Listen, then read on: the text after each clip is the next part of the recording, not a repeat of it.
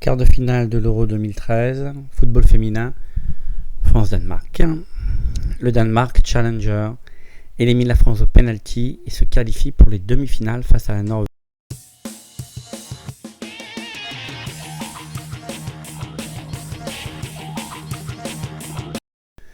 Les Danoises ont joué le match de leur vie dans ce quart, comme l'avait dit d'ailleurs son coach.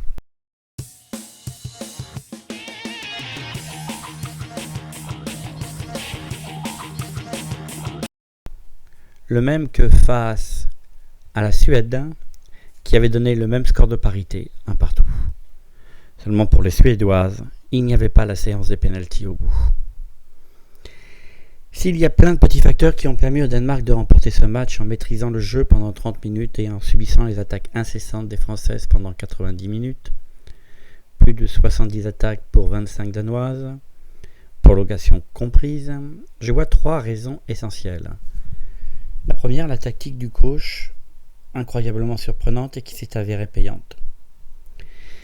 La seconde, la volonté de ne pas perdre toutes les joueuses, après avoir mené 1-0.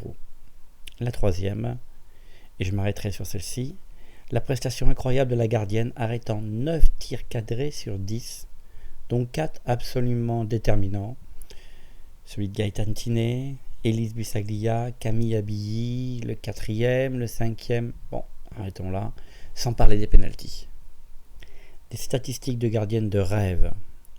Alors elle s'appelle Stina Lieke, elle joue à Brøndby, elle a 27 ans, elle a été sélectionnée récemment en 2011 et a à son compteur 23 sélections. Pour ma part, je peux le dire, à elle seule, elle qualifie le Danemark dans le jeu mais aussi sur les pénaltys.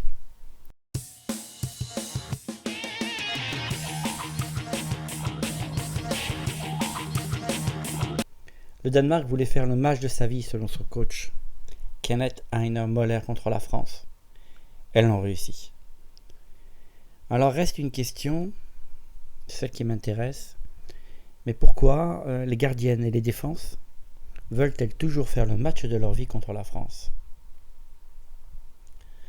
C'est vrai, la France a aucun titre, elle est 6e mondiale. Alors la réponse est la suivante pour moi. Le jeu français se prête à tant de motivation, comme un graal de bonheur, car arrêter les attaques françaises, les enrayer, c'est avoir un palmarès.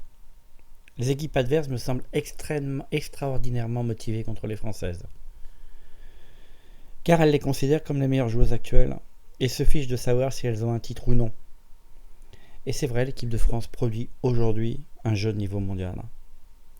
Empêcher les Françaises de gagner, voire les vaincre, dans une compétition comme dans un match amical, c'est une vraie motivation pour toute l'équipe adverse. Cette situation est à prendre en compte pour continuer à monter.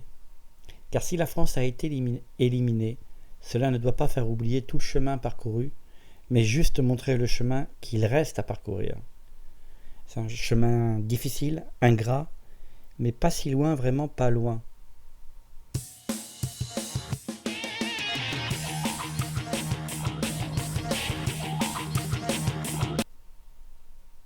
Alors la France est éliminée de ce quart de finale et de cette compétition.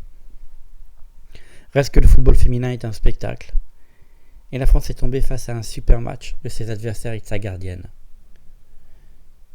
Continuez à suivre le football féminin français, l'équipe de France, les clubs de la première division, voire aller voir des matchs de seconde division.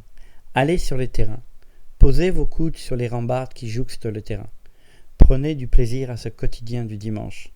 Allez-y simplement, ne vous contentez pas des petits fours, des adeptes du message, football féminin, une expression de la non-discrimination, tout ça dit assis dans un fauteuil. Non, le football féminin, c'est de la compétition, ce sont des valeurs, c'est un spectacle. Ce n'est d'ailleurs que du football, mais c'est un beau football.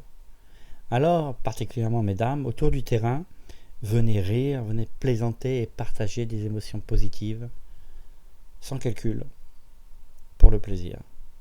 Le football féminin est un spectacle, ne le ratez pas. Prochaine étape, demi-finale Suède-Allemagne, le 24 juillet, et demi-finale Norvège-Danemark, le 25 juillet, retransmis sur Eurosport. William Commegrain pour lesféminines.fr.